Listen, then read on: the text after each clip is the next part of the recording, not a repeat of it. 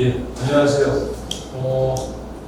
오늘 2024년 4회 한중남미 지속가능 발전 민관학연 포럼, 주제는 한중남미 지속가능 발전 국제협력 및 생태능력 사회로의 전환을 위한 대안 담론과 실천 방안 모색 포럼에 대한 부분, 그 일환으로 세션 부분이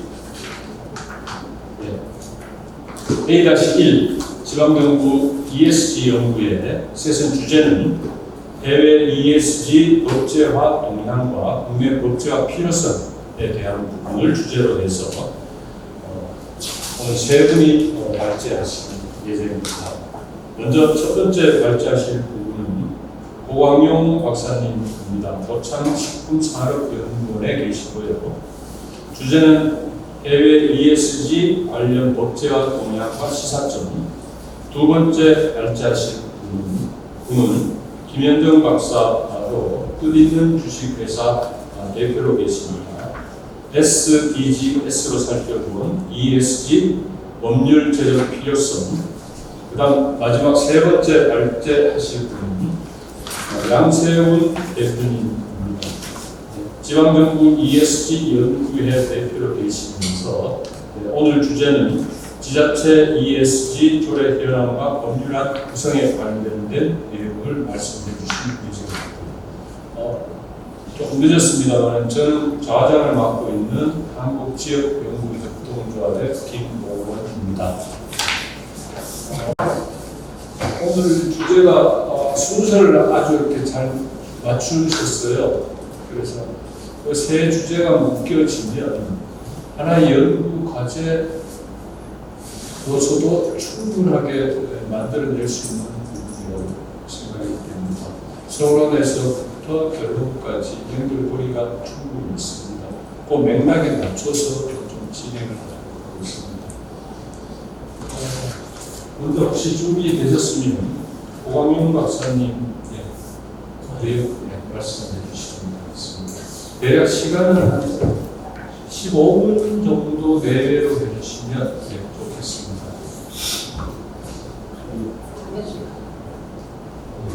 아니, 특별히 한 글자가 얘기를 유인물 자료 페이지만 보여주시면 제가 말을 하도록 하겠습니다. 안녕하십니까.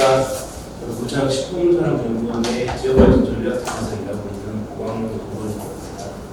이렇게 사실 개인적으로는 모르는데요. 한국여자대학교에 고등학교 기대해서 고광용 이렇게 한중남미 지역발전 민관학연 포럼에 초대해 주셔서 감사드립니다. 개인적으로는 지방정부에 출연자의 연구원을 있지만 제 관심 분야가 여러 가지 전국적인 사회적 경제나 ESG 쪽 분야에 그런 부분에 있어서 조금 글로벌한 시각에서 바라보는 관점이 국내 중앙정부뿐만 아니라 지방정부 쪽에 주는 시사점이 이제 크지 않을까 이런 생각이 들고, 특히 이제 우리나라가 ESG 분야로 세계적인 리딩하는 나라는 아닌 걸로 알고 있고, 그렇다면 세계적인 어떤 맥락과 흐름을 이해하고 국내적 맥락을 쳐다보는다라는 시각에서 저는 글로벌의 ESG, 해외 주요 국가들의 ESG 추진 사업, 지속가능 발전 측면에서 한번 노력해봤습니다. 그런 측면에서 봐주시면 될 것 같고요. 최근 ESG의 큰 트렌드와 흐름에 대해서는 특별히 드릴 말씀이 없을 것 같고, 중요한 거는 기존에 이제 기업적 부분에서 기업 ESG가 있었다면 이제는 공공 부분에서도 ESG를 추진할 때가 됐고, 제가 이제 바라보는 관점에서는 제가 또 전공의 행정학이라 중앙정부와 지방정부 주요 국가들의 어떤 ESG 전략과 법제와 동향을 갖고 있는지를 말씀드리겠습니다. 기업하고 조금 다른 맥락만 설명을 드리면 사실 환경적 맥락은 큰 맥락의 차이가 없을 것 같아요. 소사이어티 사회분야에서는 원래 정부나 행정은 사회적 책임을 지는 인권, 도덕, 그다음에 지역사회와의 관계, 스테이크홀더의 관계 워낙 중요한 이슈고요. 오히려 그게 더 강조되면서 기업들의 사회적 책임과 의무를 동시에 달성하기 위해서 인센티브를 주면서 또 중앙정부와 지방정부 역할을 더 강화해야 되는 그런 측면이 있는 것이죠.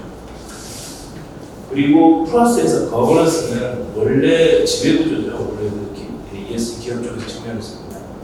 근데 이제 행정, 정부의 영역에서 보면 거버넌스라는 거는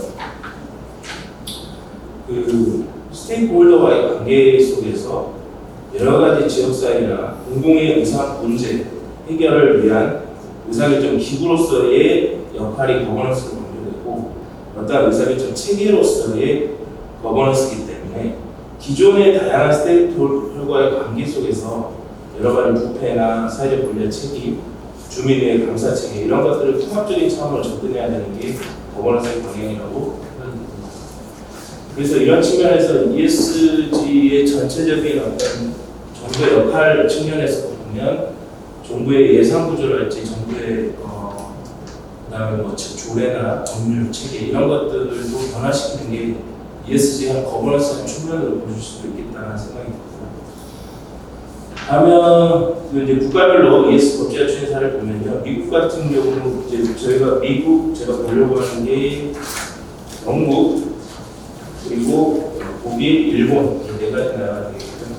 우선 미국은 이제 미국 바이든 정부의 그 양태를 보는데요. 특히 이제 미국은 행정 명령이 사실상 법으로 적용이 되기 때문에 이 강력한 어떤 법적 구조 아래 어떤 기후 변화 대응을 기후 특사제를 신설하고 국제적 어떤 관계에 초점을 맞추는 것 그리고 연방정부 차원의 기후변화 대응 정책 총괄 기구로서 백악관 내 국내 기후 정책실을 설치하고 저탄소 전력과 전기차 우선 구매 등의 노력 그리고 기후재정 계획을 세우고 2005년까지 2005년 온실가스 배출량 대비 약 절반 가까이 감축하는 그런 목표들을 세워서 하고 특히 화석연료에 대한 보조금을 해지하는 여러 가지 다양한 정책들을 추진하고 있다. 특히 금융적인 측면에서도 접근하는 것을 보실 수 있습니다. 그다음에 사회 측면에서 보면은 무엇보다 이제 레이셔널이죠. 그 인종차별에 대한 대응이 미국 사회에 영향이 되는 그런 점과 또 노동, 계약직 노동자에 대한 임금 문제 그리고 불평등의 차원에서 지역사회 재부자법의 개혁이나 이런 것들에 포커싱이 있다는 점을 말씀드립니다. 그다음에 이제 미국 지방정부에서는 캘리포니아주가 주정부가 가장 진보적인 ESG 정책을 추진하는 곳이고요. 2030년까지 태양광 풍력 등 재생에너지를 변해서 전력이 60%를 보장하는데 한국이 9% 정도입니다. 60%하고는 엄청난 차이를 가질 수 있고요. 그리고 1990년 대비 탄소 배출량을 한 40% 맞춰가겠다. 그리고 2045년까지 전력 생산 탄소제로 달성하겠다. 그리고 주 판매 차량 22% 제로 배출 차량을 하고 500만 대의 전기차 보급을 하고 탄소 배출권 거래 및 기후제한 프로그램을 시행하겠다. 이런 구체적인 계획과 비전을 갖고 있고요. 사회 측면에서 보면 봐야 될 게 공급망 투명성법입니다. 그래서 특히 아동노동이나 강제노동에 대한 감시, 인식매매 이런 인권적인 측면에 초점에 맞춰 있는 걸 보실 수 있고요. 또 소비자 권리나 윤리 경영 이런 측면에서 접근하고 있는 걸 볼 수 있고요.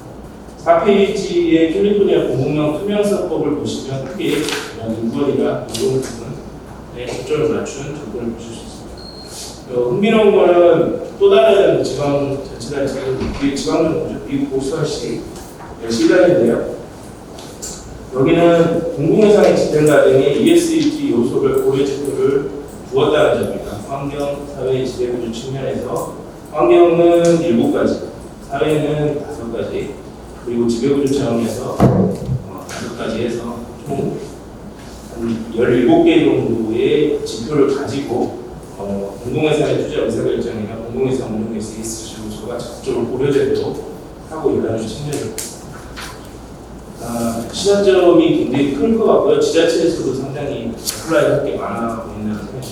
그리고 영국입니다. 영국은 중앙정부에서 연방정부라고 할 수 있기는 하겠는데 환경 측면에서 보면 기후변화법을 제정하고 2008년에 2019년에 한 차례 개정했는데 2050년까지 탄소 배출 제로 달성을 목표로 하고 2020년에는 파리 기후변화 협정에 따른 2030 국가 탄소 감축 목표를 1990년 대비 68% 감축 상향하고, 그리고 현황풍력이나 절단사 수소, 원자력, 무공해 차량 전환, 녹색 대중교통의 자전거 타기 이런 것들에 대한 구체적인 계획을 가지고 있었다. 특히 2020년에 녹색 산업혁명이라는 그거를 좀 강조를 합니다. 한국에서는 제가 기억하기로는 당시 비슷한 맥락에서 신성적 정기관 뭐 이런 주장을 같이 비슷하게 그걸 가지고 했던 걸 기억하고 있고,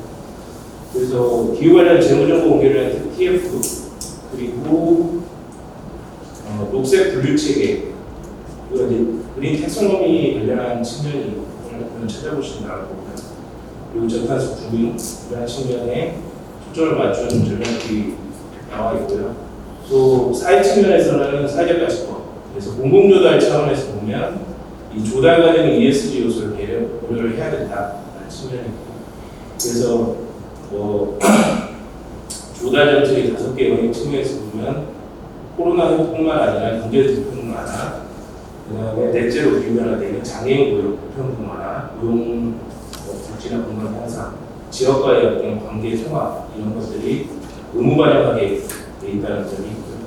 또 다른 나라에서 많이 하는 거지만 노예방지법이나 임신매매 방지 이런 것들이 들어가 있다는 점. 그다음에 이제 영국 지방정부 차원에서는 영국 지방정부의 75%가 참여하는 2030 지방정부 협의회라고 있습니다. 여기서 기후 비상사태를 선포하고 각 지방정부를 탄소 배출 감축 노력을 촉진하고 있고요. 특히 맨체스터시 같은 경우는 지속가능 발전 목표 이행 10개년 계획을 세워서 프로그램을 진행하고 있다.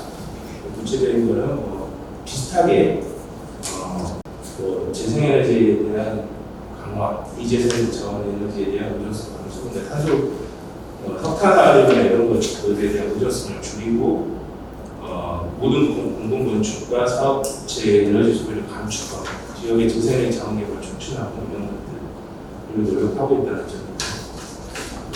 다음 6페이지입니다. 독일은 연방정부 국가인데 무디스의 ESG 평가 1등급을 획득할 정도로 굉장히 강력하게 ESG를 추진하다라고 2020년에 온실가스 40% 감축 목표를 이미 초과 달성을 한 바 있고요. 그리고 2030년까지 55% 감축, 1999년 대비 유보 프로그램을 실시하고 있다. 강력한 정책을 펼치고 있다. 특히 연방금융감독청은 이런 금융 측면에서 ESG 전략적 ESG 평가 방식 제시 및 이런 가이드라인 같은 걸 발전해서 금융 지원이나 이런 금융감독 차원에서 이런 부분이 더 강조되고 있고, 무엇보다 독일의 EU에서 적용되고 있는 EU 기업 지속 가능 보호 지침, 그다음에 EU 텍소노미, 그린 텍소노미, 공공마실사법 이런 것들에 대한 대응을 가지고 접근하고 있다. 그래서 7페이지 보시면 독일 환경은행에서 지속가능 대출 이쪽 지속가능 분야에 정책금융 대출을 많이 해주는 것을 보실 수 있을 거고, 그게 기술적으로 올라가고 있죠. 그리고 이제 독일의 지방정부 차원에서 보면은 베를린, 본, 쾰른 같은 경우에서는 화석연료 산업과 그 가치 사슬, 공급망에 있는 산업 투자를 철수하기로 했는데요.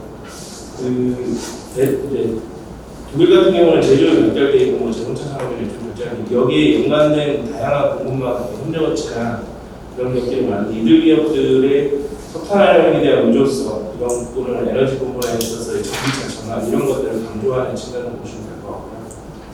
또 헤센주나 노르트라인 웨스트팔렌주 같은 경우에도 이쪽에서는 자본주를 위한 채권 마련에서 ESG가 영향을 미치고 있고요. 그래서 헤센은 채권을 발행하고 이런 부분에 노력을 하고 있다라고 보시면 됩니다. 8페이지에는 이제 독일의 공공기관에서도 조금 규범을 가지고 접근하고 있는 측면이 있어서 서스테이너빌리티 코드라고 해서 20개 항목의 규범을 갖고 있는 걸 한번 참고하시면 될 것 같고요. 그래서 다양하게 보고 있다. 그 다음에 이제 9페이지 일본 같은 경우는 ESG 가이드라인을 가지고 환경사회 거버넌스 세 가지 측면에서 TCFD 가이드, 환경 측면에서는 경제산업성, 환경성, 그리고 사회 측면에서는 경제산업성의 다양성 2.0 행복 가이드라인 그다음 거버넌스 측면에서는 일본판 스튜어드십 코드, 가치 협력 창조, 기업 지배 구조 수익 가능. 이게 이제 정부 부처에서 민간 기업을 가이드하기 위한 그 제도적 지침을 마련해서 운영하는 걸로 보시면 될 것 같고, 일본은 이런 식으로 ESG를 기업을 조금 민간을 좀 자극해서 움직이는 게 좀 강조된다. 특히 이제 스튜어드십 같은 경우는 한국에서도 국민연금이나 이런 것을 통해서 그 지분 구조를 가지고 그 기업의 어떤 경영 변화나 이런 걸 꾀하는 측면이 있는데, 일본도 그런 측면에서 초점이 있는 걸로 보십니다. 그 다음에 일본의 이제 지방정부에는 사이타마현 같은 경우는 사회적 책임을 강조하는 CSR 챌린지 기업 인증제를 실시하고 관련 인센티브를 좀 주고 있는 측면을 보실 수 있을 것 같아요. 그래서 이러한 그 4개 국가별 전체적으로 구체적으로 다 설명을 드리기 어렵겠습니다만은 요약을 해서 설명을 드리면 페이지 11페이지 글로벌 지표 수준별 정부 수준 시사점을 정리하면요.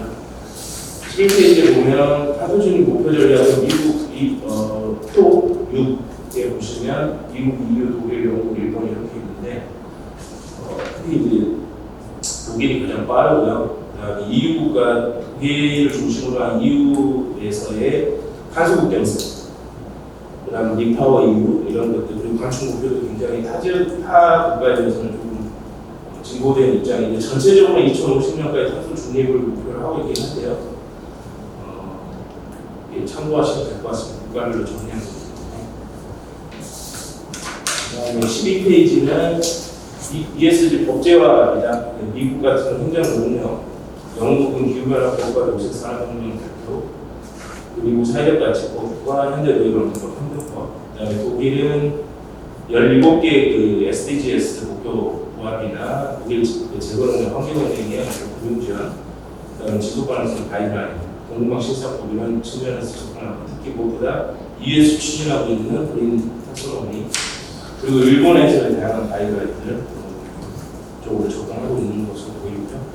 그 다음에 공공방 차원에서도 ESG 관리 법제화, 기업들의 어떤 공공방이나 이런 것들 어떻게 컨트롤할 것인가 문제에서도 또 구에서 해하시면 될 것 같아요. 그 다음에 표 13에 페이지 13페이지 표를 보시면 지방정부별로 아까 제가 말씀드린 미국은 캘리포니아주와 워싱턴시, 영국은 지방정부주의와 맨체스터시, 독일은 지도가능 금융 전략, 헤센주, 노르트라인 베스트팔렌주, 일본은 사이타마현 등에서 조금 ESG 정책의 부분은 제도 측면에서 좀 두드러지게 접근하고 있는 측면. 저희가 보기에는 캘리포니아는 전략적인 지방정부 수출의 목표 설정과 나름의 공공한 투명성법을 제정했거든요. 보스턴시는 아까 말씀드렸듯이 예산 측면에서 ESG 고려 지표를 명확히 제시합니다. 그다음 영국은 75% 지방정부가 참여해서 그 집단적인 어떤 기후위성 상태 홍보와 탄소 배출에 대한 검출을 구체적으로 제시하는 것들, 그런 것들이 좀 참고할 만한 요소가 있고요. 독일 같은 경우는 제조 그건데 화석연료 산업의 어떤 투자 추진이랄지 이런 것들 눈여겨볼 게 많을 것 같습니다. 그래서 이제 결론입니다.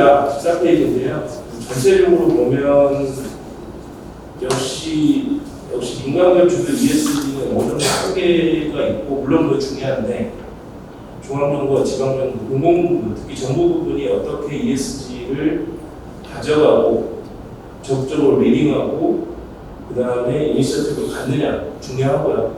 더 나아가서는 그 거버넌스 구조, 단순하게 지배구조가 아니라 중앙정부와 지방정부의 다양한 스테이크홀더의 관계 속에서 이 기후위기라는 어떤 공공의 어떤 중대한 문제를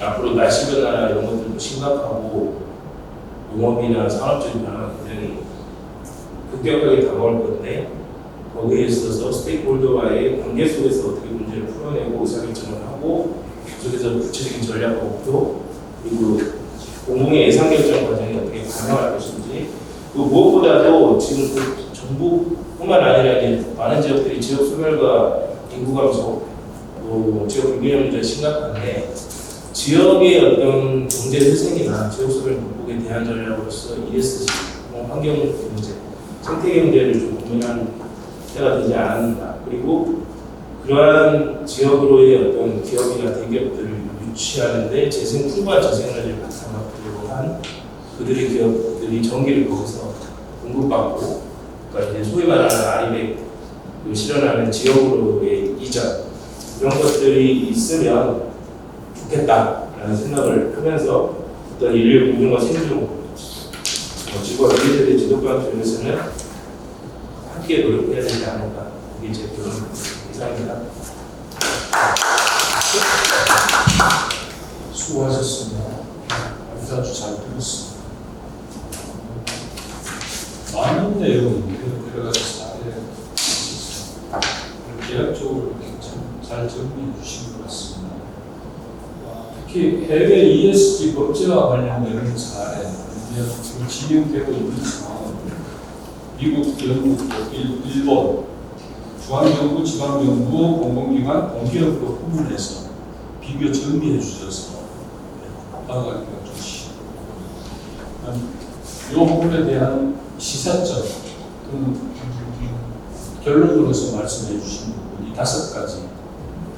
첫 번째, 우리나라에 적용될 수 있는 부분이죠. 첫 번째 부분이 이제 탄소 중립 목표 및 재생에너지 확대라는 부분, 목표 설정이 좀 필요하다는 부분을 제시해 주셨고요. 둘째, ESG 추진에 대한 가이드라인이 좀 필요하다. 특히 이제 공공부문 나오고 하는 겁니다. 그다음 세 번째로 이행 상황에 대한 부분이죠. 연차되는 SDGs에서 지속 가능 발전에서 이제 SDGs에서도 이제 연차별 이행 보고서를 내고 있는데 똑같이 ESG에서도 했으면 좋겠다라는 네 번째는 우리나라 국내 상황에 조금 더 절박하고 외국도 비슷한 부분이 있냐면은 지금 인구 감소하고 해서 이렇게 당면한 과제 중에 가장 큰 부분이 기후 위기라는 부분도 있고요, 지방 소멸이라는 부분도 있고, 인구 감소라는 입장에서 특히 이제 발전에 대한 부분, 전력에 대한 부분인데요. 발전의 형태가 바뀌든가 아니면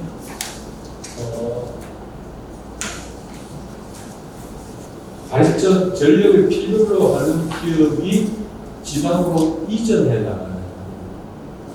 우리나라의 경우에는 지방에서 발전소에서 발전을 공급해 주는 부분이 수도권으로 공급이 되고 있거든요. 송전망에 대한 부분이 아주 커요. 거기에 대한 비용도 많이 들고. 그런 어떤 입장에서 대기업의 지방 이전이 되는. 또한 그렇게 함으로써 이제 지역 경제 활성화 또는 회색 또는 균형 발전에 대한 부분도 같이 언급해 주셨습니다. 다음 마지막으로 이제 가장 중요한 걸 보여주습니다. 결론 옆에 제목도 그렇게 붙이셨거든요. 공공 부분에서 거버넌스를 봤습니다. 기본적으로 공공과 민간이 같이 했습니다. 어떤 의미에서 보면 제 개인적인 생각입니다. 공공 부분보다 민간이 좀 주도했으면 좋겠다는 부분까지도 논의해 주셨고요. 그래서 이걸 좀 거대한 입장에서 주체계 모든 주체가 참여할 수 있는 그런 거버넌스를 구축했으면 좋겠다고 보여집니다. 예. 참석하신 분들께서 개별 주제로 토론 내지는 궁금하신 점보다는 마지막에 종합해서 이렇게 하고 궁금한 점이나 좀 핵심적인 사항이 있다면 좀 문의했으면 좋겠습니다. 이야기해 주시면 네. 다음은 SDGs로 살펴본 ESG 법률 제정의 필요성에 대해서 김현정 대표께서 말씀해 주시겠습니다.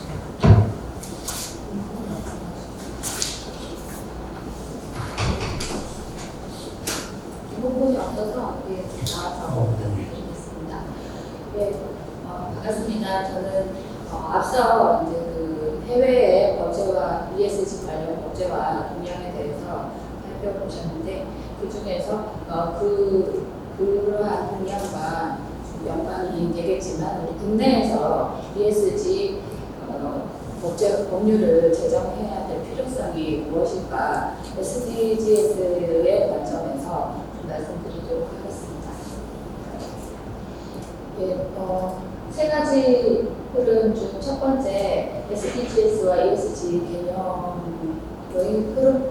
개념과 흐름을 말씀드리겠습니다.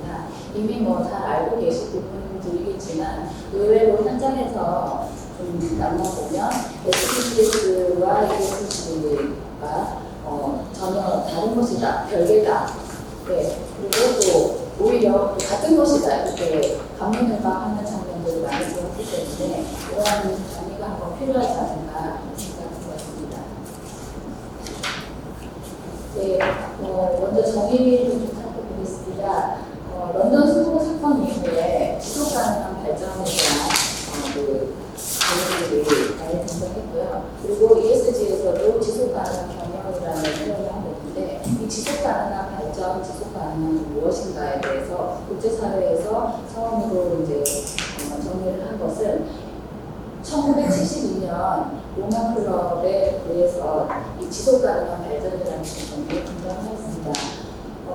그리고 지금 지속 가능한 발전이 사회와 경제에 더불어서 환경 보호를 함께 이루는 미래지향적인 발전이라는 개념 정의를 하고 있고 또 하나 중요한 그 정의에서 다루고 있는 부분은 미래 세대의 필요를 충족시킬 수 있으면서 오늘날의 필요도 충족시키는 개념이다. 자원을 활용함에 있어서 그 산업혁명 이후에 현 세대가 필요한 것들을 좀 무분별하게 사용하면서 환경적인 문제가 발생하게 되었는데요. 그런 것들에 대해서 우리 미래 세대는 아직 태어나지 않았거나 사회의 어떤 국제적인 주체가 되지 않았는데 그런 다가올 미래 세대에 대한 필요까지 고려하는 발전이 미래 지속 가능한 발전이라는 것을 표현하고 있습니다. 브룬틀란트 위원회에서 우리 공동의 미래라는 보고서를 발표했는데요. 용어 정의와 이 선언을 공식화하면서 이제 세계적인 파도와 피해갈 수 없는 가치관으로 정립하게 되었습니다. SDGs는 지속 가능 발전 목표라고 번역할 수 있습니다. 이 5가지 그 구성 요소로 되어 있는데 OP라고도 합니다. 크게 전제 조건 및 방법에서 파트너십과 평화가 이제 좀 기본 전제를 해서 환경 보호, 지구 환경 측면 그리고 경제 개발은 단지 이윤 추구가 아니라 모든 그 주체들의 번영 그리고 사회 발전 측면에서 사람이라는 가치 이 5가지 축을 중심으로 해서 이것을 달성하기 위해서 17개의 지표에 따라서 169개의 세부 목표 그리고 330개의 성과 지표를 국제사회가 함께 정하게 됩니다. 그래서 2015년 UN 세계정상회의에서 채택하였고요. 1992년도에 있었던 그 지속가능 발전에 대한 의제를 21개의 의제를 설정해서 우리 세계가 지키자라고 했던 것을 그 리우 회의라고 하는데요. 리우 회의에 플러스 20주년을 기념하여 SDGs가 구체화되어서 정말 이제 2030년까지 달성해 나가자, 단계 점검해 나가면서 구체화시키자라고 발표한 것이 SDGs입니다. ESG는 잘 아시다시피 환경, 사회, 지배 구조를 의미합니다. 환경 보호와 사회적 약자 보호 같은 사회공헌 그리고 그 법과 윤리를 지키는 회사 경영 혹은 뭐 이걸 지배 구조라고 통상적으로 거버넌스인데 지배 구조로 번역을 하고 있습니다만 지배 구조라고 하기에는 너무 좀 협소한 개념 아닌가라는 문제 제기들이 많이 이루어지고 있습니다. 이제 지금 현재로서는 지배 구조라고 번역하는 것이 가장 좀 일반적이기 때문에 거기를 사용했고요.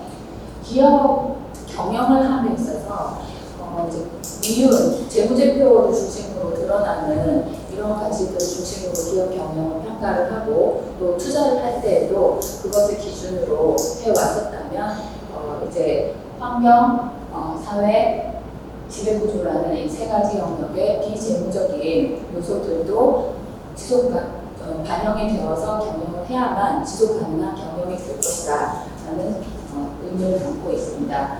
그래서 ESG에 그럼 어떤 항목들이 들어가고 무엇을 기준으로 해서 경영해야 되는가에 대해서는 세계 각국의 다양한 기관과 그 기준을 발표하는 그 조직 합의 체계에 따라서 아주 좀 다양한 편입니다. 그런데 이제 OECD에서 그런 그 세계적으로 유지해 나가고 있는 ESG 지수를 종합해 보면 앞에서 보시는 것과 같이 E 항목, S 항목, 그 G 항목에 따라서 대체로 이러한 항목들을 포함하고 있다고 정리를 하게 되었고 이러한 가치들을 중심으로 해서 더 세분화된다고 볼 수 있습니다. 네, 그러면 이제 앞서 잠시 언급해드렸지만 역사적 맥락과 동향을 살펴보겠습니다. SDGs와 ESG는 같은 것은 아니지만 전혀 다른 것이라고 볼 수 없는 그 연결선상에 있는 개념이라고 할 수 있겠습니다. 산업혁명을 특히 제2차 산업혁명을 통해서 경제 발전을 급속하게 이루었고 대량 생산을 해낼 수 있게 되었습니다.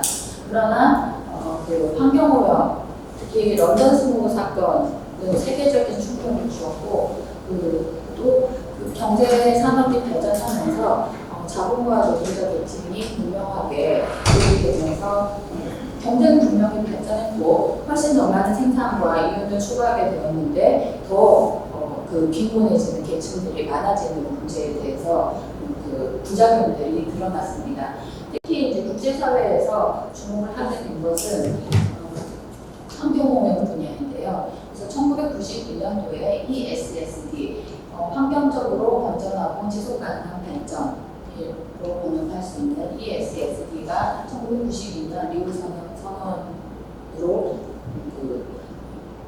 세계적으로 추구해야 되는 개발의 가치관으로 선정되었습니다. 그리고 이제 ESSD 맥락에서 지방경제 21, 우리나라에서 아주 이제 적극적으로 부응해가지고 로컬 아젠다 21, 지금은 이제 지속 가능 발전 협의회라고 이렇게 되어 있는 무슨 의제 21 하는 것을 전국적인 체계로 만들고 법제화해서 추진을 해왔습니다. 그런데 이제 ESSD 맥락에서 추진해 나가다가 새천년 밀레니엄 시대를 맞이하면서 전 세계는 세계적으로도 ESSD를 해도 선진국과 그 개도국 사이에 격차는 점점 커지고 있더라. 그래서 개도국들은 앞으로 개발할 때 어떻게 해야 되겠는가, 그리고 개도국들을 향해서 전 세계는 어떻게 이 ESSD 문제를 좀 해결해 나가야 될 것인가 라고 그 개발 목표를 수립하게 되었는데요. 그게 MDGs입니다. 그래서 새천년 개발 목표라고 번역되면서 2000년부터 2015년까지 개발도상국을 중심으로 해서 8개 목표, 21개 세부 지표를 가지고 좀 개발도상국을 발전시켜 나가자. 그리고 특히 이제 환경 문제와 더불어 경제 개발을 해서 좀 국제적으로 위상을 좀 끌어올릴 수 있도록 해 나가자는 그 가치관으로 좀 전환을 하게 되고요. 2015년 그 새천년 개발 목표가 이제 종식된 무렵에 점검을 해보니까 그 새천년 개발 목표로 세웠던 개도국의 발전이 크게 이루어지지 않았고 선진국과 개도국의 환경 문제라든가 경제 문제도 점점 멀어져 가고 있다는 문제를 발견하게 되었고 2016년부터 2030년까지 SDGs를 발표하게 되었습니다. 지속가능 발전 목표는 결국은 이 뉴 선언의 맥락에서 이 가치관은 계속 부여하지만 모든 국가가 경제 발전이나 환경 문제, 이렇게 동떨어져서가 아니라 환경 문제가 꼭 경제 발전이구나라고 이제 다시 정리를 하게 되었고요. 앞서 말씀드린 대로 SDGs를 설정하게 되었습니다. 이러한 발전의 맥락에서 SDGs의 조금 어떻게 보면 가치 목표를 지속하는 발전 목표를 제대로 달성하기 위해서 보자면 결국은 민간 부문이 기업이 중추적으로 생산, 그러니까 산업이라는 것의 중추는 정부보다는 오히려 민간 부문인 기업이 주도적인 역할을 하고 있고, 그리고 환경 문제, 불평등 문제가 대다수가 기업의 환경에서 벌어지고 있다는 이슈가 되고요. SDGs 실천을 위한 기업 경영의 원칙적인 기준으로서 ESG가 등장한다고 요약할 수 있겠습니다.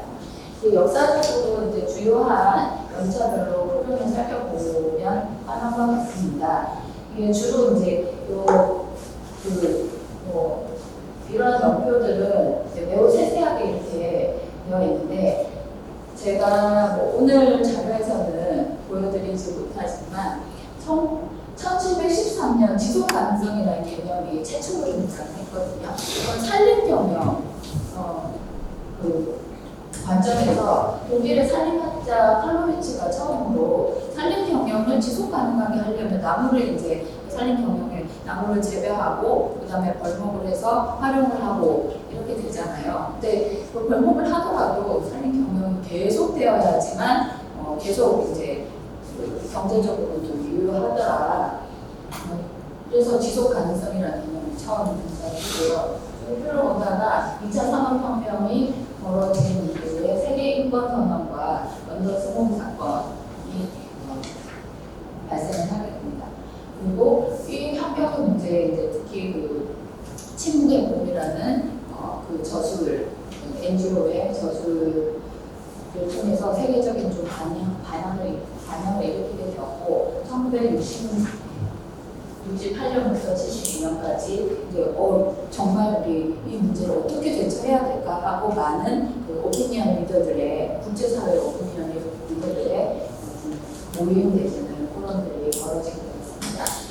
이제 모바클럽은 환경 이슈 세계적인 어떤 발전에 대한 그런 학자들과 정치인들의 중심이 되는 모임이라면, 세계 경제 포럼은 1971년에 출범을 하거든요.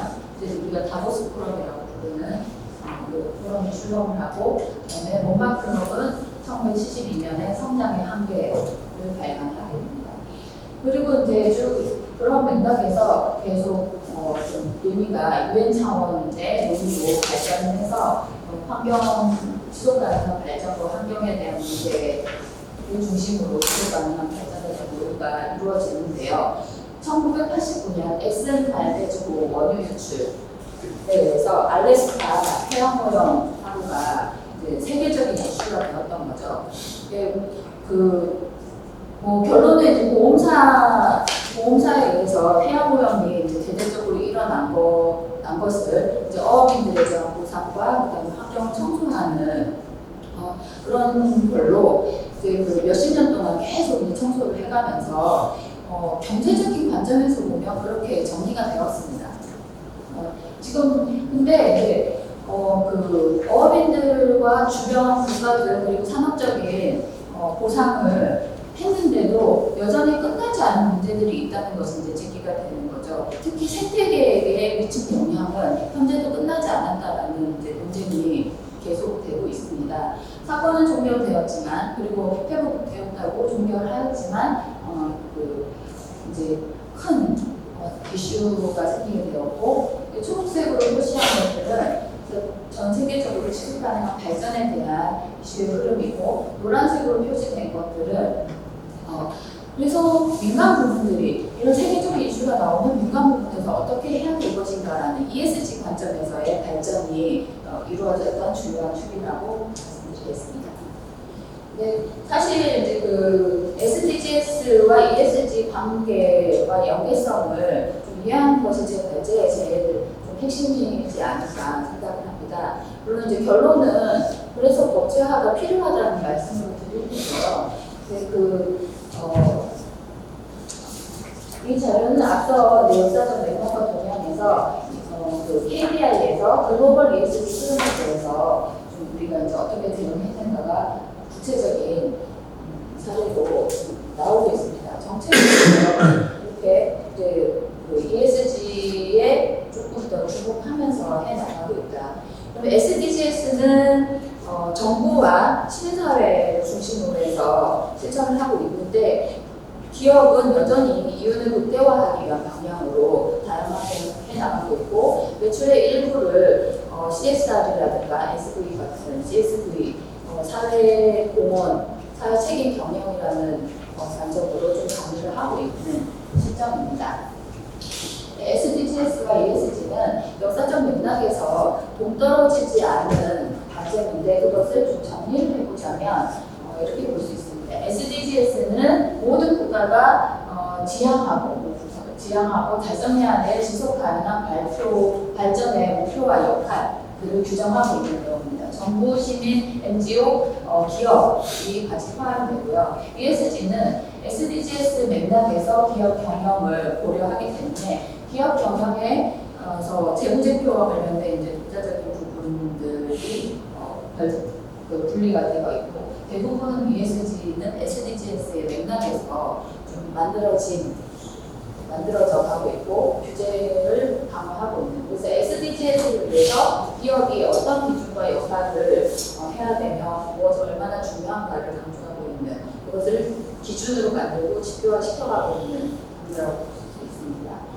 네, SDGs는 금융시장에 있어서 금융시장을 중심으로 해서 SDGs는 금융시장에 이제 투자가 일어나고 투자를 받고 기업 경영 활동을 하고 이제 그 소비자와 기업과 투자자의 관계가 형성된다면 세계 정부와 지방 정부, 시민과 NGO가 참여한 주도하고 있는 주최하고 있는 지속 가능 발전 목표가 하나의 가이드라인을 제시하고 이것을 기준으로 해서 기업과 금융시장은 기업들에게 목표를 좀 요구하게 됩니다. 그럼 기업은 ESG 공시를 통해서 정의되고 투자자는 ESG 투자를 통해 가지고 공시 규제기관, ESG 평가기관, 자산운용사, 컨설팅기관들이 라는 이 금융시장들의 주체가 ESG 관련된 생태계를 만들게 되는데 지속 가능한 발전 목표이자 가치관의 철학의 방향성, ESG 기준을 제시한다고 할 수 있겠습니다. 유엔에서는 기업의 어떤 사회적 책임 맥락에서 넘어서서 ESG를 SDGs로 분포시켜가지고 SDGs 이외의 항목과 연관된 SM 분야와 그다음에 거버넌스 분야에서 이렇게 연관되는 SDGs 목표를 고려해서 ESG 경영을 추구해야 된다라고 가이드하고 있습니다. 그렇지만 현재 이제 우리나라 특히 우리나라나 기업 경영에 있어서는 이런 부분들이 ESG가 좀 별개로 존재하는 것처럼 오인하고 있고 약간의 워싱을 하고 있는 경우도 좀 많이 있습니다. 이제 아프리카 의 경우에도 ESG 그래서 이번 SDGs의 지표를 조금 더 이제 좀 소극적으로 적용하고 있거든요. 이 아프리카 실정에 맞춰가지고 ESG에서 달성해야 할 SDGs 목표의 주요 항목을 제시하고 있는 것입니다. 우리나라 포스코에서 ESG 보고서 보고서에서 활동 방향으로 제시하고 있을 때 SDGs 목표를 항목별로 이런 항목들과 관련이 있고 이 지표를 달성하는 데 기여하겠다라고 선포하고 있는 것이고요. 이것은 코카콜라입니다. 코카콜라에서 우리는 SDGs 달성을 하기 위해서 경영에 이렇게 가능하겠다라고 ESG 경영 보고서에 들어오고서 제시하고 있습니다. 이뿐만이 아니라 좀 굴지에 ESG를 리드하고 있는 세계 기업들은 SDGs와 연계시켜서 비전을 선포하거나 그다음에 항목별로 SDGs의 어떤 부분을 우리가 달성하는 데 기여할 것이다라는 것을 선정하고 있습니다.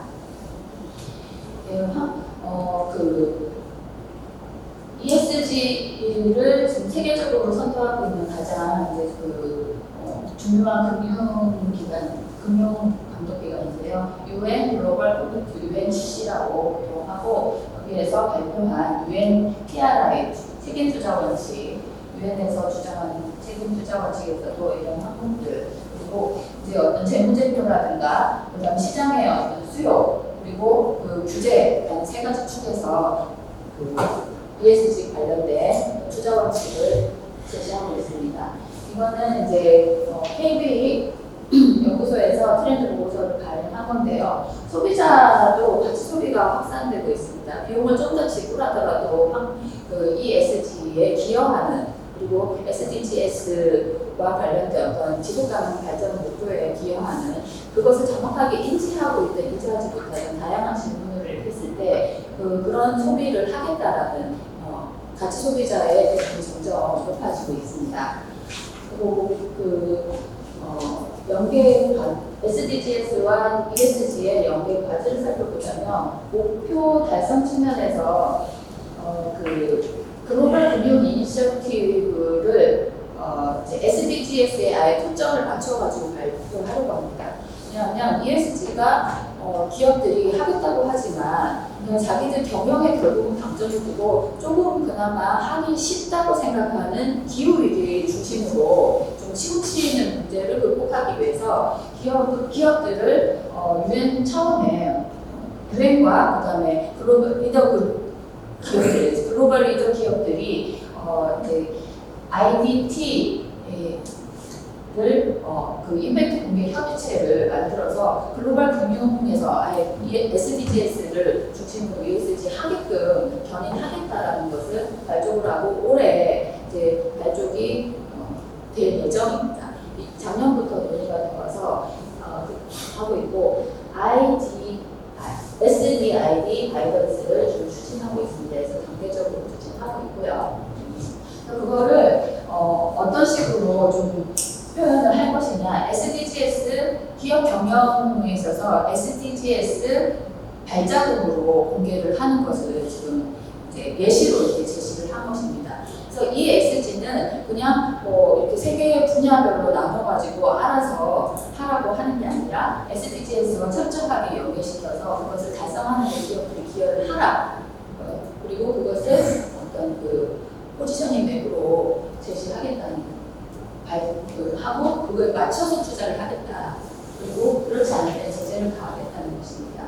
그러면 이런 소재에서 법제화가 왜 필요한가? ESG가 좀 강조가 되게 되는 부분도 SDGs를 강조를 해본들 그리고 지표를 달성하더라도 이게 법으로 규정을 한 것이 아니다 보니까 그리고 다소 모호한 부분이 있고 기업들이 제대로 동참하지 않았을 때는 성과가 없더라라는 방송에서부터 나오게 된 거거든요. 그래서 글로벌 시장에서도 ESG 주제를 점점 더 제도화하고 있는 추세이고 앞서 고강민 박사님의 발제에서 충분히 좀 그런 상황들을 공유하셨을 것입니다. 그래서 세계 영역으로 이건 산자부 자원인데 자료인데요. ESG 기반의 거래 제한을 줘서 무역장벽이 생긴 무역장벽에 관한 분야 그리고 금융 투자의 의사결정함에 있어서 필수 요소를 규정한 분야 그리고 ESG 공시 의무화에 대한 분야. 지금 우리가 주목하고 있는 부분 ESG 공시 의무화에 대한 부분만 좀 강조되고 주목하고 있는데 앞으로 점점 더 이 부분들이 강조가 될 것이고 이 부분들의 어떤 평가함에 있어서 기업들이 아예 IS 모두 점점적으로 분야가 세분화되고 많아지고 있거든요. 그래서 SDGs 기준으로 그런 것들이 재편될 전망이라고 볼 수 있습니다. 그리고 그것을 참여하지 않았을 때 어떻게 강조할 것인가? 금융 투자만으로 강제하는 것이 아니라 그걸 지키지 않았을 때 아예 금융시장에 들어오지 못하도록 제재를 가하겠다는 추세입니다. 국내에서는 K-ESG 기반 조성하고 역량 강화 그리고 인센티브를 제공하거나 이런 정책들을 제시하고 있지만 아직까지는 미온적이고 기업들이 저항을 막 하고 있는 거죠. 준비가 안 됐다. 그리고 뭐 어떻게 하는 얘기냐. 이렇게 저항을 하고 있는데 그렇기 때문에 그냥 정책으로만 들었을 때는 좀 실효를 발휘하지 못하고, 그다음에 정부가 기업 주도의 우리나라 환경에서 좀 정부가 이끌려갈 가능성이 많습니다. 힘을 발휘하기가 어렵다는 거죠. 공시화만 해도 2026년으로 연기를 하게 되는데, 26년에 제대로 될까? 현재 상태라면 이런 논의가 있는 거죠. 법제화를 논의를 하고 있지만 기업들의 눈치를 보느라 제대로 실시하지 못하고 있는 한계가 있습니다. 그래서 주요국들의 법제화 분야는 간단하게 요약을 했습니다만 고강훈 박사님의 자료를 좀 전적으로 참고해 주시고요. 저의 이제 결론입니다. 주요국들이 ESG 법제화를 많이 하고 있고, 이 ESG 법제화에 대해서 이렇게 이제 그 전에 이제 고강훈 박사님이나 다른 이제 기관들의 연구 토대로, 그리고 최근에 동향을 살펴봤을 때 유럽이 좀 주도를 하고 있고, 유럽에서는 특히 EU는 굉장히 구체성 있게 법제화를 구조화하고 있습니다.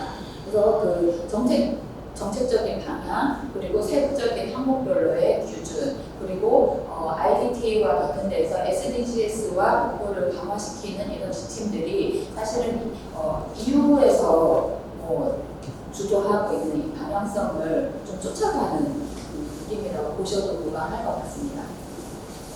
네, 이제 진짜 이제 결론인데요. ESG 경영의 어떤 스펙트럼에서 봤을 때 이게 다크 ESG를 그냥 활용만 하는 거예요. 양의 탈처럼 ESG를 씌우고 속으로는 시커먼 이윤 추구만 하는 그 늑대가 드러나져 있는 꼴이 될 텐데요. ESG 경영을 스텝 1인지부터 진단, 개선, 전환, 내재화, 혁신, 재생, 재건인데 재생이 경영이 된다라고 보는 것은 내재화부터라고 좀 볼 수 있습니다. 기업이 이렇게 내재화시켜서 혁신과 재생, 재건을 주는, 특히 이제 이 혁신 경영 패턴을 계속 실천해 나가도록 하기 위해서는 정말 세세한 어떤 법적 기준이 있어야만 따를까 말까 할 것이다. 그리고 국제금융시장과 발을 맞춰서 정부 기구가 역할을 할 수 있도록 하는 어떤 도구가 무엇이냐, 이게 법이라는 거죠. 법이 아니고서는 정부가 어떤 정책만으로 리드할 수 없다고 생각합니다. 네, 그리고 다크 ESG를 방지하기 위해서 이 ESG를 표방하고 있는 남양유업에서는요, 실제로는 갑질 행태가 계속되고 있지만 제재할 방법이 개별법으로는 너무 한계가 있고 눈치 보는 기업의 어떤 분야에서 문제가 되고 있고요. 그 다음에 공급망 체계 계열사라든가 이런 공급망 체계까지 관리할 수 있는 방법과 규준이 그 대기업만 그 ESG 경영 보고서를 발표하는 것으로 의미가 없더라. 그 사례가 GS와 SK의 사례에서 나올 수 있습니다. 이거는 이제 신문 기사를 인용한 거라서요. 아까 보시면 좋겠고, 특히 GS, SK, 그다음에 LG 같은 데에서 좀 영업 비밀 침해라든가 이런 이제 공급망 중에서 최종 어떤 소비자와 유통 접점에 있는 뿐만이 아니라 기획 생산의 전문점까지 전문점에서의 공급망 체계 관리를 하기 위해서도 법제화가 필요하다고 생각합니다. 네, 이상으로 말씀을 마치겠습니다. 네, 수고하셨습니다. 내용이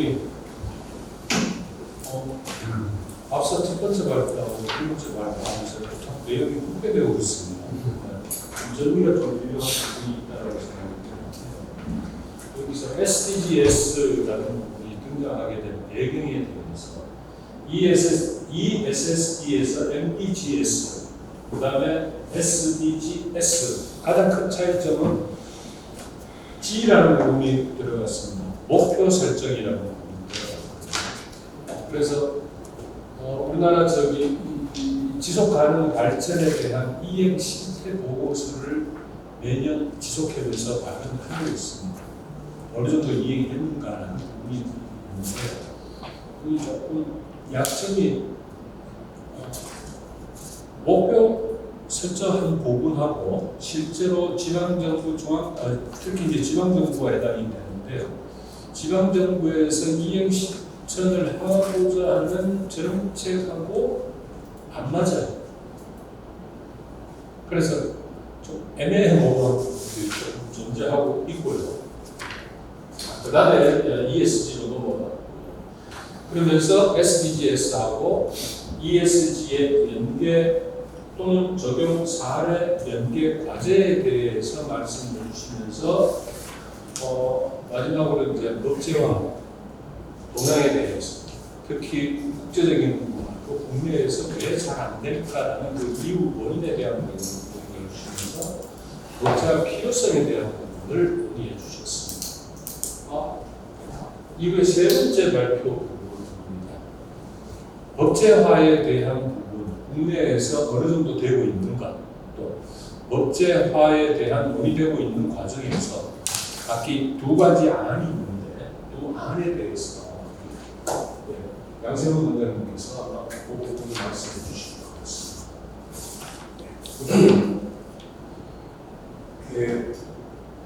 시간이 얼마 안 남아서 이게 다행인지 저희는 모르겠는데요. 저는 이제 시간이 몇 달씩 안 남아서 가능한 간략하게 설명을 드리도록 하겠습니다. ESG 내용들을 앞에 이제 고정 박사님이나 우리 김은영 박사님이 설명을 해주셨고, 지금 이제 현장에서 약간 논쟁이 되고 있는 부분이 세 번째 거버넌스를 쓸 것이냐, 지배구조를 쓸 것이냐에 대한 논쟁이 계속 있는데, 기업에서는 지배구조 통상 쓰고 있고요.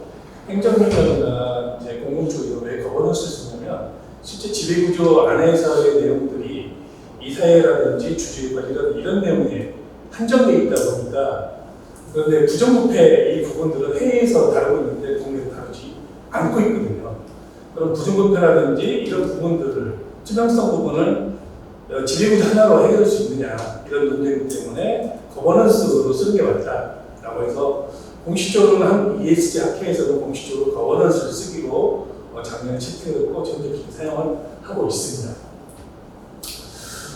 ESG 이해를 할 때 가장 제가 강의를 할 때도 그런데 가장 핵심적인 포인트 하나가 뭐냐면 이 블랙록의 레리 핑크 회장이 발언 한마디 때문에 전 세계가 ESG 확산이 되느냐 안 되느냐 이 관건이 가지고 있는데, 이 블랙록은 수많은 기업이나 투자 회사들로부터 자금을 유치받아서 그걸 다시 기업들한테 투자하고 이익을 받아서 재분배하는 역할을 하는 투자 회사인데, 이 운영 자금이 약 10조 달러 이상이 됩니다. 그러면 대한민국으로 따지면 1경 한 3천조 정도 예산을 불리고 있다는 건데, 1경 3천조면 대한민국의 예를 들면 2023년 올해 예산이 한 약 650조 정도 되는데, 이 대한민국 예산 20년 정도의 예산을 다 모아가지고 운영하고 있다고 보시면 금방 이해가 될 것 같습니다. 2020년대 세계 모든 기업들의 대표들한테 ESG를 사용하지 않으면 더 이상 투자를 하지 않겠다고 하는 이 서신 하나 때문에 전 세계가 글로벌 기업들이 ESG에 집중하게 되었고, 그런데 단 3년 만에 더 이상 ESG 단어 쓰지 않겠다고 해서 그 글로벌 배경이 무엇인가를 보니까 아까 말한 그 블랙록의 투자 기금들이 여러 기업들한테 들어오는데 주로 이제 미국에서 남부 쪽에 있는 베이스다 보니 남부 쪽에 있는 기업들의 성향은 공화당 성향이 미국에서 많고, 그 영향이 트럼프 대통령이 연결시키면 되겠습니다. 그러다 보니까 이 보수의 공화당 쪽에서는 ESG가 기업한테는 ESG를 실천한다는 의미는 기업들한테 부담스럽거든요. 왜 부담스럽냐? 다 오픈해야 되고 당장 친환경 제품으로 다 전환을 해야 되니까, 그래서 힘들기 때문에 그럼 ESG를 안 했으면 좋겠다는 이 맥락이 흘러가는 거고, 그 흐름이 대한민국 내에서 현재 진행되고 있다 보니 현재 정부도 2005년부터 2025년부터 2016년부터 점점 1년씩 늦어지고 있는 부분들이 바로 어떤 기업들에 대한 민원 내용들을 무시할 수 없는 현실이 있다라고 생각을 하면 될 것 같고요. 그럼에도 불구하고 2023년에는 모든 정부 기업들이 상장 기업들이 위해서 정부 공개를 의무화해야 되는 단계를 와 있습니다. 큰 틀에서는 중앙정부는 아까 그런 맥락 때문에 대기업들이나 기업들의 눈치를 봐야 되고 이제 엔데믹이 된 상황에서 기업들이 지금 회복을 하려는 단계에서 많은 금액들을 투자를 해야 되는 이게 너무 리스크가 크다는 거죠. 그런 부분 때문에 중앙정부는 눈치를 보고 있는 반면에 오히려 지방정부, 지방자치단체는 적극적으로 공격을 하고 있는 확장을 하고 있는 좀 보기 드문 현상이 나타나고 있는 상황이고요. 제가 데이터를 정리를 해보니까 2024년 8월 8일 이 기준으로 100건의 조례가 현재 제정이 되어 있습니다. 그러니까 뭐냐면 근거법률 없는 상태에서 100건 정도 조례가 진행됐다는 것은 그만큼 현장에서 절박하다는 근거이기도 하고 심지어는 이제 제가 부산 같은 경우는 시민운동 지원 조례까지 제정이 됐고 이게 이제 잠깐 다른 예를 들면 ESG 정책 자체를 아까 말한 미국처럼 공화당 보수정부는 싫어하고 민주당은 좋아하고 이런 흐름으로 가다 보니까 대한민국도 약간 그런 오해를 하고 있는 부분들이 있습니다. 그래서 그런데 그래서 ESG는 약간 진보 생각을 하시는 분들이 하는 게 아니냐 이런 내용들이 흘러가다 보면 오해를 돼서 그럼 부산의 광역시장은 누구냐? 현재 정부 여당 소속이거든요. 그런데 거기서 신용동 지원조를 하고 있다는 거예요. 그래서 그런 거하고 상관없다는 내용들을 좀 근거를 밝히기 위해서 제가 정리를 한 내용들이고요. 대부분이 기업 베이스를 하고 있고 저희 지방정부 ESG 연구회 같은 경우는 기업만 ESG 운동을 해서는 안 된다. 전국으로 가기 전에는 당연히 공공기관부터 먼저 상용적으로 해야 된다라고 저희가 얘기를 하고 있습니다. SDGs는 앞에 김영경 목사님이 상당히 했으니까 지나가도록 하고요. 작년에 처음으로 국회에서 ESG 경영기본법 초안이 발표가 됐고요. 진행하는데 이 두 분, 여당이 3분, 야당이 3분이 발표를 했는데 두 분 다 이번에 22대 국회에서 입성을 하셨으면 더 좋긴 됐을 텐데 두 분 다 탈락을 하셨어요. 그래서 약간 눈치를 본 상황인데 다행히 지난주에 국회에서 ESG 국회 포럼이 결정이 됐고 여당은 20명, 야당은 20명, 총 40명이 ESG 기본법을 만들겠다라고 선언했고 오늘 이 시간에도 한국 ESG 저 속해 있는 한국 ESG 국회에서 좀 포럼을 하고 있고 아마 회장님이 ESG 기본법 제정을 발표를 지금 이 시간에 동일 시간에 발표를 하고 있을 겁니다. 보시면 광역에서 대한민국에서 최초로 ESG 조례 만드는 광주광역시가 2018년도에 했었고요. 그리고 이제 기초단체 공개 흐름은 20년의 눈치를 보고 있다가 작년 23년, 24년 이렇게 계속 확단되고 있다는 데이터를 이렇게 쓱 보시면 될 것 같고요. 아마 이런 흐름이라면 올해는 한 120개 정도 되지 않을까 이렇게 판단이 되고 있고 내년에 최소 243개 지방자치단체 중에 거의 70%는 조례가 될 것 같다고 판단을 하고 있고요. 그러니까 조례 제정에서 가장 중요한 부분이 뭐냐면 지방의 의원들이 어떤 식을 갖고 있느냐가 중요한 건데 지방의 의원들이 이런 언론에 보도된 내용만 제가 커렉션한 건데 보도 안 된 내용도 상당히 있습니다. 그래서 지금 이 정도 이렇게 많은 광역 한 4개 정도 기초 자치단체가 9개 정도의 연구위들을 달성하고 연구위를 하게 되면 반드시 보고서를 만들게 되어 있거든요. 보고서를 만들고 그게 이제 조례로 나가는 항목이고요. 중앙은 이제 지방자치단체 정보들이 ESG를 어떻게 해야 되냐고 보면 주로 이제 기본계획 수립이라든지 경영전략 수립이라든지 현재는 아주 기초 단계입니다. 전략들을 수립하는 내용들이 있고 안성시는 제가 3주 전에 갔다 왔는데 특이하게 하수도 공기업 ESG 경영전략이라면서 제가 공무원 400명 있는데 물어봤어요. 하수가 서둘러가지고 물어보니까 모르세요, 국민들도. 묻더라고요. 그래서 뭐냐면 이 하수도, 일반 하수도가서 운영하는 정책인데 누군가가 지금 ESG 경영전략이라네요. 구체는 이런 문제 묻지 못한 그런 상황이라고 말씀드리고 여기 드러나지 않았지만 예를 들면 모 지방자치단체가 이제 그 특례시로 된 모 지방자치단체 같은 경우는 해당 담당 부문이 이미 유행 지난 거 아닙니까? 라고 물어봐서 제가 너무 당황스럽다. 회의하다가 그러니까 지방자치마다 약간 관심이 있는 데가 없는 데가 있는데 그 특징은 뭐냐면 단체장에 관심이 있는 데는 적극적하고 단체장에 관심이 없거나 아니면 해당 공무원들 담당 부서가 일을 하기 싫으면 모른 척하고 아까처럼 유행이 지났다라고 패싱하는 이런 현상이 나타나고 있고요. 이렇게 구체적으로 광주광역 서울 같은 경우는 월별 기획 프로젝트를 이제 12달에서 1회용 월별이 이 이행 용기내 이렇게 해서 12월은 매일 비우기. 공공기관들이 매일이 계속 누적되면 쌓여서 이 데이터가 문제가 되거든요. 이런 것들을 1월달부터 12월까지 하고 있고, 부천시 같은 경우는 이건 그 신재생 에너지 부분들은 부천시뿐만이 아니고 모든 지자체가 가장 관심 있고 많이들 진행을 하고 있습니다. 창원통해시 같은 탄소 중립 마을을 최초로 한다는데, 탄소 중립 마을도 사실 서울시가 이미 몇 년 전에 진행을 약간 이름만 좀 다를 뿐 이거 진행을 했던 내용들이고요. 어찌됐든 간에 자, 그런데 아까 말한 이 ESG가 그런 청량에 따라서 여당이냐 야당이냐 이런 내용들을 하고 있어서 데이터를 다 모아봤습니다. 이거 하니까 며칠 작업이 걸렸는데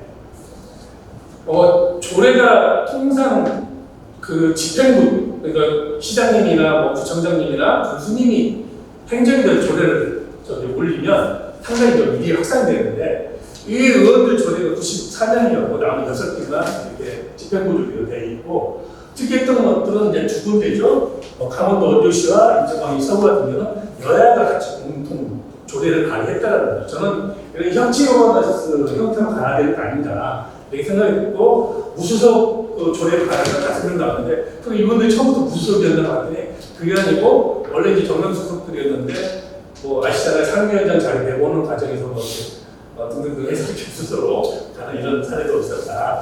말씀 결론적으로 보면 더불어민주당이 100건 중에 조례 중에 65건, 국민의힘이 28건, 그다음에 양쪽 정당이 획득이 2건, 무소위 5건입니다. 그래서 예를 들어 경기도 같은 경우는 10건 조례가 다 100건 지방의 의원들. 그럼 지방의 의원들이 관심이 많은데, 그 관심이 많다는 건 뭐냐면 지역에 있는 비슷한 기업인들 만나니까 기업원들이 우리는 좀 어떻게 하느냐, 대기업만 주면 우리 중소를 주라는 거냐, 이런 논의들을 수없이 민원을 받다 보니 지방의 의원들의 관심이 많아진 거고, 그러다 보니까 전체적으로 지방의 의원들의 발의가 많아졌다라고 보시면 될 거고요. 법안 내용은 제가 새로 구성한 건 아니고, 아까 말씀 두 분의 의원님들이 저렇게 법안 발의 여당을 했었고, 뒤를 보시면 최종 비율표가 좀 보시면 이런 내용들이 있습니다. ES 공시 의무화는 반드시 해야 된다는 것도 공통적이고, 컨트롤 타워가 있어야 된다. 한쪽에서는 대통령수로 해야 되고 한쪽은 공정위수로 해야 되는데, 이게 국가어전대 같은 경우는 ESG는 현 정부의 공약 중에 5가지가 들어가 있거든요. 주요 이슈 공약들, 제 개인적인 생각은 대통령수로 소속을 해서 가지 않는 한은 힘을 받지 못했다고 생각되고, 이 기업 지원 방식에 있어서는 저는 약간 고민스럽습니다. 왜냐면 이게 무조건 지원하는 형태로 간다면 이 국가 현재 재정 상태로 감당을 할 수 없기 때문에 이 기업 지원은 직접 지원 방식보다 간접 지원 방식으로 가는 게 어떻겠냐는 생각을 갖고 있고, 그다음에 이제 금융기관 자금 지원이나 연구기업 우선 투자 이런 부분들도 좀 더 고민할 필요성이 있고, 경영 공시를 반드시 해야 될 거고요. 그다음에 지원기관들이 많이 활성화돼야 되는데, 지금 현재 전국 지자체 중에 유일하게 ES 지원 센터를 운영하고 있는 건 전라남도 교육청 산하에 ES 지원 센터 하나밖에 없습니다. 앞으로 많이 만들어져야 되는, 현재 타격 지원 센터가 있는데 ES 지원 센터는 없어요. 그래서 이렇게 그리고 또 하나는 이제 당시 여당 의원 같은 경우는 관련 벌칙을 뺐는데, 아까 말한 이제 그 그린워시, ESG 워싱을 하죠. 하는 흉내만 내는 기업들, 위장하는 기업들에 대해서 뭔가 제재 조건이 있어야 된다. 이렇게 했으면 좋겠다는 생각을 했고요. 여기까지 생각해서 저는 지금 다행인 것은 이 두 분이 국회 입성 못했지만 아까 말씀드린 40명의 국회의원 여야가 동수가 집중을 하겠다라고 하고, 이렇게 갈 수밖에 없는 이유는 뭐냐면 당장 내년부터 이제 수출하는데 문제점이 생기기 시작했거든요. 그리고 궁금한 가지는 뭐냐면 대기업에 납품하는 기업뿐만이 아니고 그 제품을 가져가지고 운송하는 기업, 선박 놓고 이 기업까지 다 그 보고서가 들어오지 않으면 이런 것들은 닿지 않거든요. 아주 심각한 상태거든요. 이걸 뒤늦게 현재 정부가 인식을 했기 때문에, 또 여야가 인식을 했기 때문에 지금부터는 아마 올 하반기부터는 상당히 급속하게 확대되지 않겠냐 이런 생각을 하고 있습니다. 이상입니다. 수고하셨습니다. 많은 내용인데 그걸 짧은 시간 내에 요약 정리해 주셨습니다. 마지막에 말씀하셨습니다. 어떤 의미에서 기상사태거든요. 국가 성장 내지는 전체적인 경제에 영향을 미치는 가장 큰 일임에도 불구하고 법제화가 아직까지 좀 미진하다라는 입장입니다. 그런 입장에서 맨 처음에 말씀하셨던 거버넌스라는 제가 기억하기로는 참여정부 때부터 거버넌스라는 용어가 나와서 뭘로 번역을 할까 하다 그 당시에는 협치라는 용어도 잠깐 쓰다가 그냥 거버넌스라는 용어로 조금 뿌려졌거든요. 지금도 좀 비슷한 상황인 것 같습니다. 그 다음 법제화 동향하고 문제점 아마 조례도 다 분석하신 걸로 좀 보시고 그 다음 마지막으로 이제 국회에 제출했던 법률 한 2개에 대해서 개선안에 대해서 문제점과 더불어서 개선안에 대해서도 이렇게 제안을 해주셨습니다. 대학 세부의 발제를 맡은 발제 내용을 다 들으셨는데요. 혹시 참석하신 분 궁금한 점 혹시 있으시면 아니면 제안하실 내용이 있으시면 말씀해 주시고요.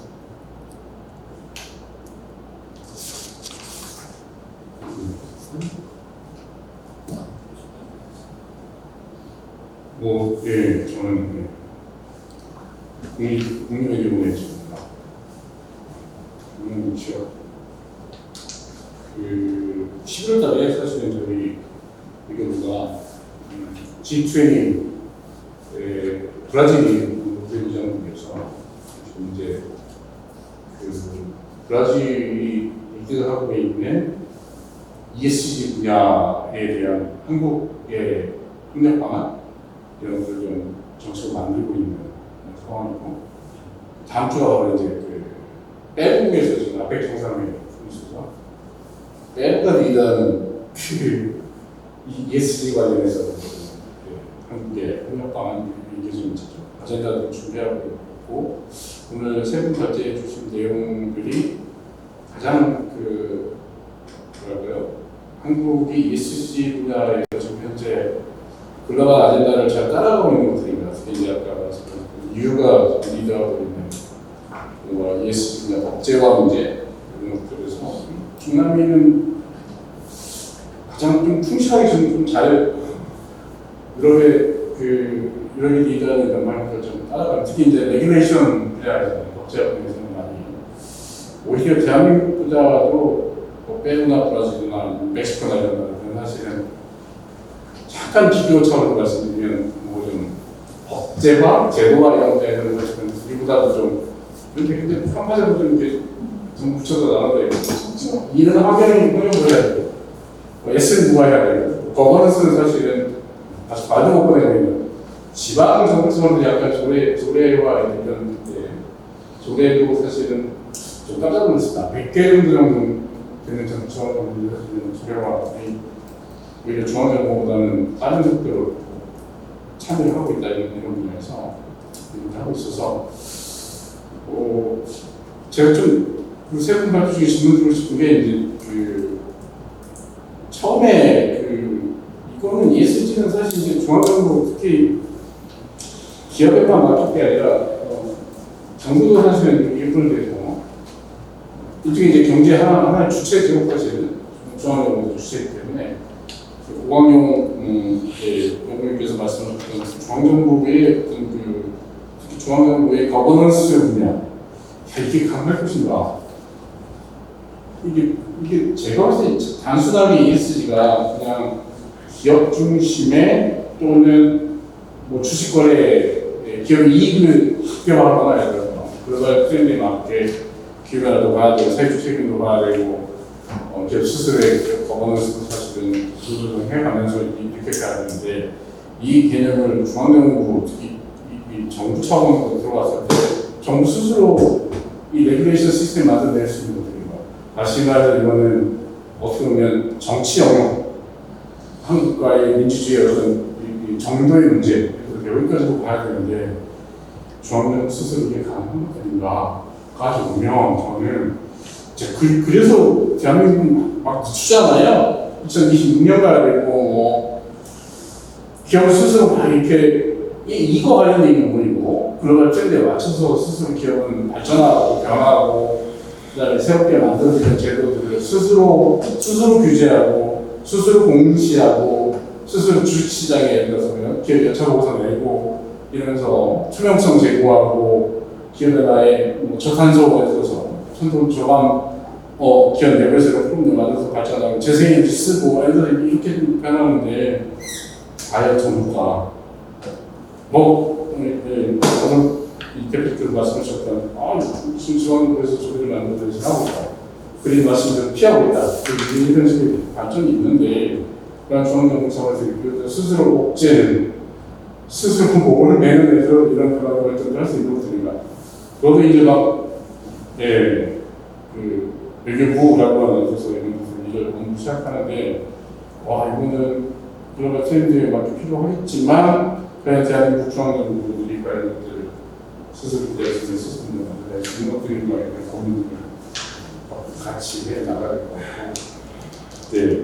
그래서 중간에 보고, 이 세션은 사실은 유럽도 건드셨고, 개념도 지금 건드셨고, 글로벌처럼 계속 역사적으로 발전해왔던 흔적들 이런 것을 좀 짚어주고 그다음에 지방적으로 얘기해 주셨지만 물론 지역 차원에서 비교하는 것을 사실은 한국에 해야 될 것 같다. 그래서 좀 별거 배우고 선진국 모델은 별거 배우고 그다음에 중앙과 지방 사이의 거버넌스에 대해서 이런 것을 배우면 될 것 같아요. 그래서 이 세션의 중요성은 나중에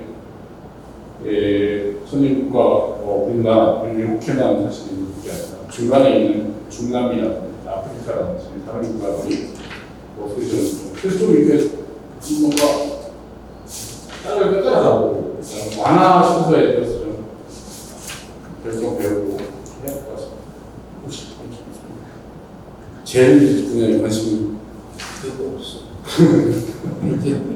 이게 제가 저도 중간미를 하는 부산의 김용철입니다. 지방에 가지고 있는 공통 문제를 고민이 나눈다라는 것을 이제 서울에서 나온 수도권에서 학회를 하면 이야기하는 교수님들이 이렇게 앉아서 이야기하는 사실에서 앉아서 이야기를 나누는 질이 좀 다르다는 생각을 합니다. 이게 첫 번째가 수도권에 계신 분들은 지방을 걱정하지 않습니다. 자기가 거주하고 도시를 걱정하지 않는다. 근데 지방에 있는 교수님들은 자기가 속해 있는 도시에 대한 고민들이 굉장히 많아요. 지역이 어디든지 가요. 그런 면에서 제가 오늘 이 SDS에서 어떤 이야기들이 왔는지 좀 알고 싶었어요. 제가 최근에 이제 SDG를 강의를 하고 있어서 이렇게 보면 SDG와 ESG가 척점이 있는 건 여러 부분에서 이렇게 맞아지는 거고 실제 SDG에서는 SDG 내에서 이렇게 MDG에서 SDG 들어오면서 가장 큰 변화가 그 안에 포함되어 있는 재원의 주체나 참여의 주체 확대에 관련되어 있는 거예요. 그 중에 민간도 포함이 되어 있고 기업도 포함이 되어 있어서 아마 ESG에 대한 부분들도 그 바운드리 안에서 이해해야 된다는 걸 하고 이제 가장 중요한 부분은 우리 앞에 있는 ES는 이전에도 존재해왔고 앞으로도 아마 지속적으로 변함없이 논의될 수 있는 부분을 성장할 수 있을 거라는 전제들을 할 수 있는 것 같은데 이제 문제는 이 G라는 부분, 거버넌스의 부분을 어떻게 해결할 것인가에 대한 문제인데 개별 기업에 있어서의 거버넌스를 던지는 예를 들어서 아까 거버넌스에서 이야기되고 있는 주식의 논의나 지배 구조에 대한 부분들은 어떤 측면에서 보면 기업에서는 어떠쳐버린 부분입니다.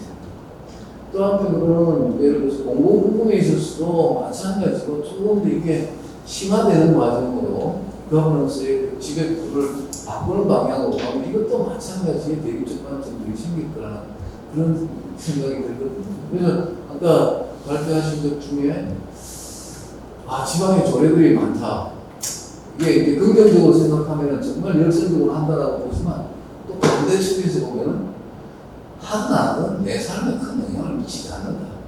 그렇기 때문에 누가 대체하든 간에 그냥 다 수용될 수 있는 부분이라고 이해를 할 수 있는 이게 그래서 보여지는 것과 표면적으로 보여지는 것과 또 실제 집행되는 것과의 간격이 이게 줄여지지 않는다는 거예요.